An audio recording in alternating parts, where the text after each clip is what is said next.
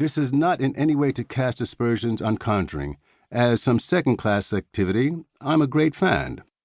Rather, I make the distinction to concentrate on forms of magic that claim the seriousness of science and the metaphysical aspirations of religion, claims that should not be dismissed but rather subject to serious scrutiny.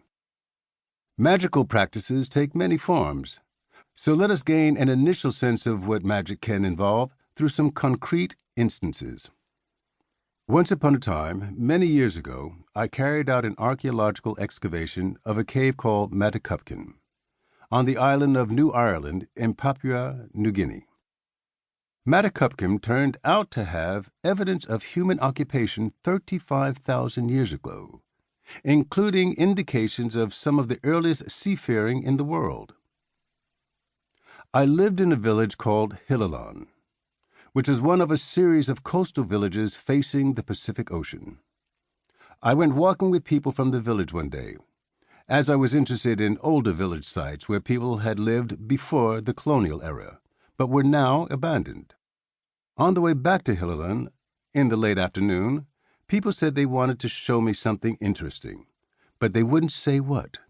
Intrigued, I followed them off our direct path back to the coast, and after half an hour we found ourselves in a glade in a rainforest, where there was a slight depression covered by grass.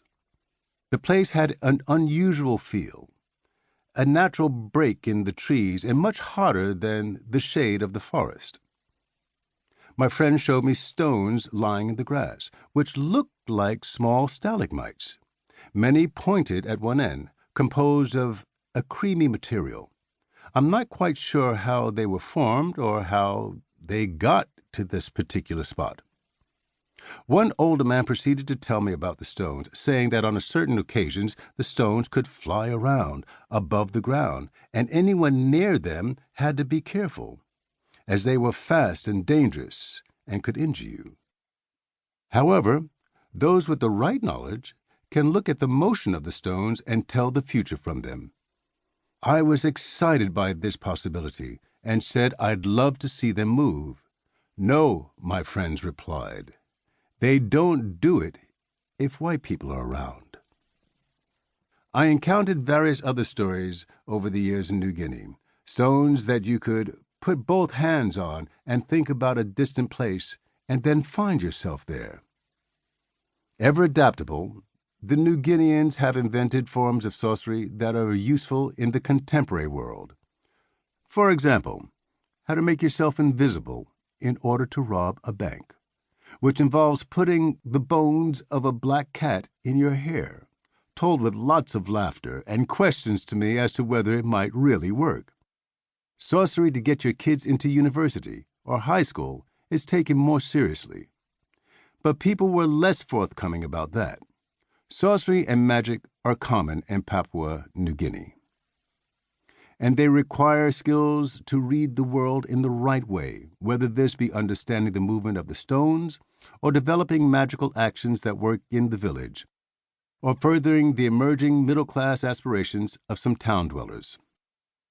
One of the most famous accounts of magic by a Westerner is that by anthropologist E. Evans Pritchard, who worked in the 1930s with the Azande, a farming people who lived between South Sudan and the Democratic Republic of the Congo and the Central African Republic. In writing Witchcraft, Oracles and Magic Among the Azande, Evans Pritchard made the point that magic and witchcraft were not irrational, but allowed for rational argument based on different premises than those common in the Western intellectual tradition. For the Azande, all misfortune and death had a human cause through witchcraft and magic, and the origins of specific instances of accident or death needed to be sought in human motives and politics. Dual modes of causality were accepted.